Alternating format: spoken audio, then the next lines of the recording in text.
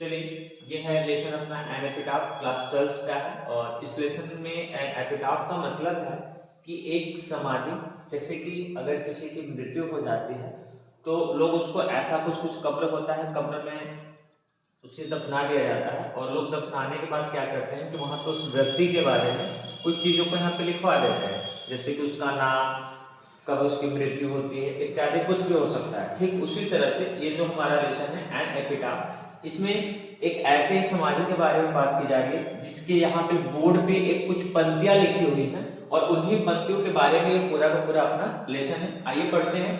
जिसको अगर बात करें तो इसको लिखा है वाल्टर द ला मेयर ने लिखा हुआ है और इनका जन्म हुआ था 25 अप्रैल 1873 यानी कि 25 अप्रैल 1873 को चार्ट टाउन। और ये जो टाउन है ये आता है आपके लंदन में। और अगर इनकी मृत्यु की बात करें तो ये हुआ था 22 जून 1956 यानी कि 22 जून 1956 में, जो कि ये भी अपना पिकलहैम में इनकी मृत्यु हो गई थी। आगे अगर इसकी बात करें इसमें पोएम के बारे में, तो इस पोएम के बारे में आगे क्या किया हुआ है सेशन में कि एन एपिटाफ, ये अगर सबसे पहले थोड़ा सा हम चाहे आपको थीम समझा दें कि इसमें थीम किस टाइप का है, तो देखिए इसमें होता है कि एक को बहुत ही खूबसूरत, इसमें एक लेडी होती है और फिर उस लेडी की अचानक से मृत्यु हो जाती है। और जो ऑथर है ये अपने आप को वहां पे ऐसे माना जा रहा है कि जो ऑथर होता है वो उसका लवर होता है और फिर इसे काफी सारा दुख होता है उसके मर जाने से।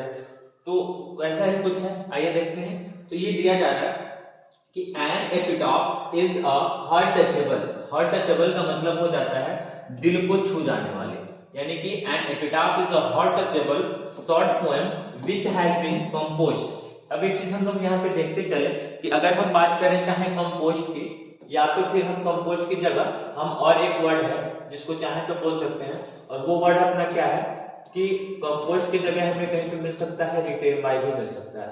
मतलब हम सेम समझेंगे, चाहे कंपोज या तो रिटेन।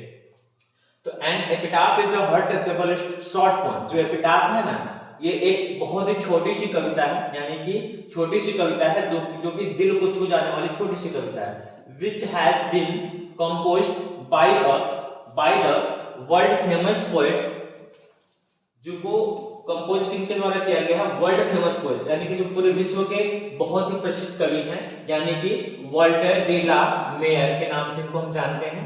और आगे इसमें दिया गया है इन दिस लव पोएम, क्योंकि ये रोमांटिक एक तरह से पोएम है, तो इन दिस लव पोएम यानी कि इस प्रेम भरी कविता में the poet tells us about the must beautiful lady of a western country, यानी कि इन दिस लव पोएम, इस प्रेम भरी कविता में द पोएट टेल्स अस, कवि हमें बताता है अबाउट द मोस्ट, यानी कि एक about the most beautiful lady, एक बहुत ही खूबसूरत बहुत ही सुंदर लेडी के बारे में, औरत के बारे में बताता है of a western country. Western country का मतलब हो गया पश्चिमी देशों में एक बहुत ही खूबसूरत औरत होती है, और उसी औरत के बारे में ये कवि हम लोग को बताने की कुछ कोशिश करता है।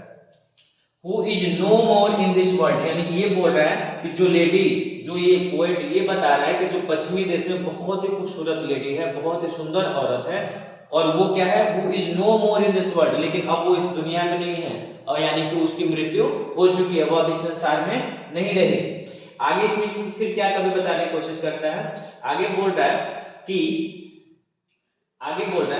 कि she was the most beautiful lady, वह इतना सुंदर थी that was ever born in the western country, जो शायद ही कभी पश्चिमी देशों में वैसे कोई दूसरी स्त्री यानी कि दूसरी औरत जन्म ली होगी। The poet is indicating towards a grave. Grave का यहाँ पे मतलब होगा एक कब्र, और इंडिकेट का मतलब हो जाता है इशारा करना। यहाँ पे दिया गया है इंगित यानी कि इशारा करना।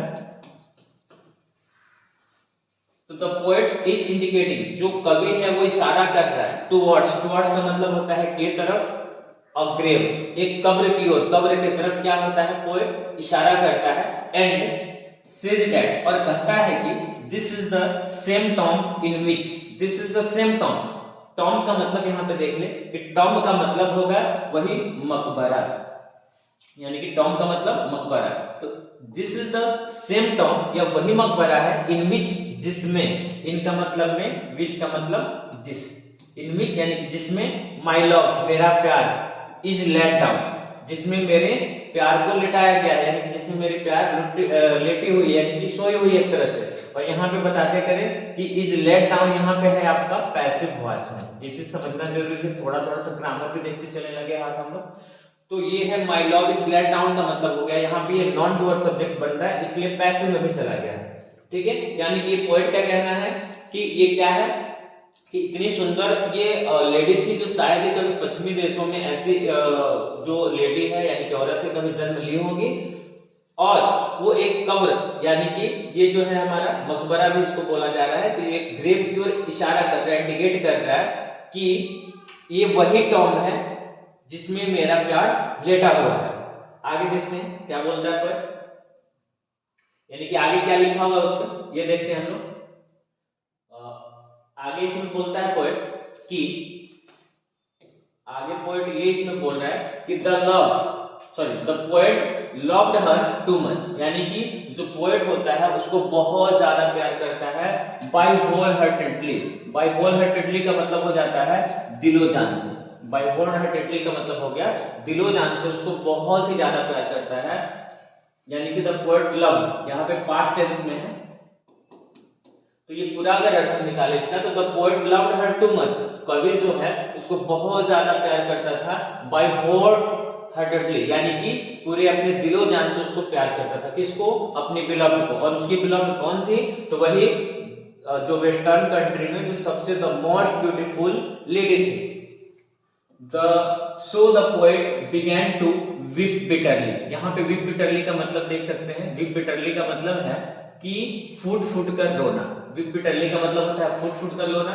यहाँ पे है began, B-E-G-A-N, तो यहाँ पे हम देखते चले कि began है, ये verb के सेकेंड फॉर्म में है, यानी कि जो begin होता है ना, begin, इसका मतलब होता है शुरू करना, स्टार्ट, जिसको भी हम लोग बोलते हैं।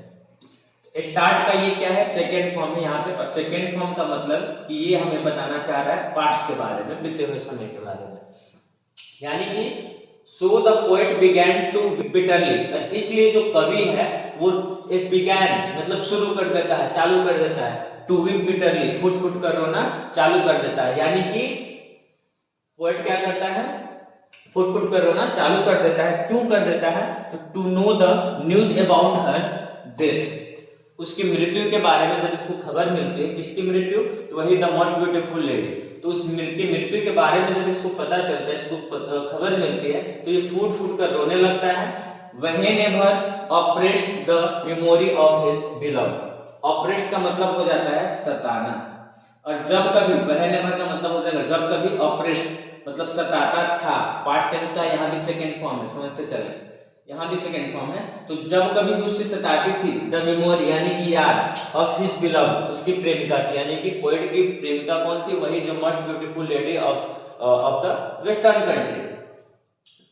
तो जब भी कभी याद सताती थी किसकी? उसकी जो बहुत सुंदर लेडी थी, खूबसूरत लेडी थी, his beloved, the poet used to go near her tomb. यहाँ पे यूज्ड टू गो एक स्ट्रक्चर है अपना ट्रांसलेशन का, बाद में समझेंगे इसको, पहले ये देखते हैं। The poet used to go, कवि जाया करता था, नियर हर टॉम, उसके मकबरे के पास, यानी कि टॉम यानी कि मकबरे के पास जाया करता था, एंड सीट बिसाइड, और उसके बगल में बैठा करता था, हर टॉम, उस मकबरे के बगल में क्या करता था? बैठा करता था, बिसाइड यानी कि के बगल में, where she was laid down, जहां पे उसको लिटाया गया था। यहाँ पे भी हम लोग देखते चले, यहाँ भी ये क्या है? पैसिव टेंस है, पैसिव यानी कि उसने खुद नहीं किया था, किसी और अन्य लोगों द्वारा किया गया था। So the poet wants to say that, इसलिए कवि कहना चाहता है कि इफ यानी कि अगर, यदि, अ लवर लव समवन, यदि कोई किसी से प्रेमी जो होता है, अगर किसी से वो प्यार करता है, टू मच यानी कि बहुत ज्यादा, बाय हार्ट यानी कि पूरे तहे दिल से, दिलो जान से अगर प्यार करता है, नेवर लीव हर अलोन, तो उसे कभी भी अकेले न छोड़ें। और ये हमारा पूरा लेसन है, तो समझ लें, एक बहुत ही सुंदर था, ये कविता बहुत सुंदर थी, जिसमें एक खूबसूरत लेडी के बारे में आपको पूरी की पूरी जानकारी दी गई है इसमें। और इसमें क्या बताया गया हम लोग को? ये लिखा गया था हम लोग का जो समरी था वो था एन एपिटाफ, और इसको लिखा था तो वॉल्टर डी ला मेयर के द्वारा इसको कंपोज किया गया है। और बाकी ये लव पोएम है, साथ ही साथ ये द मोस्ट ब्यूटीफुल लेडी के बारे में बताया गया है इस पोएम के बारे में, जो कि जिसकी डेथ हो गई होती है, और वो जो लेडी होती है वो वॉल्टर डी ला मेयर ये कहते हैं कि ये क्या होती है, बिलव्ड होती है। ठीक है, मिलते हैं फिर अगले सब्जेक्ट में।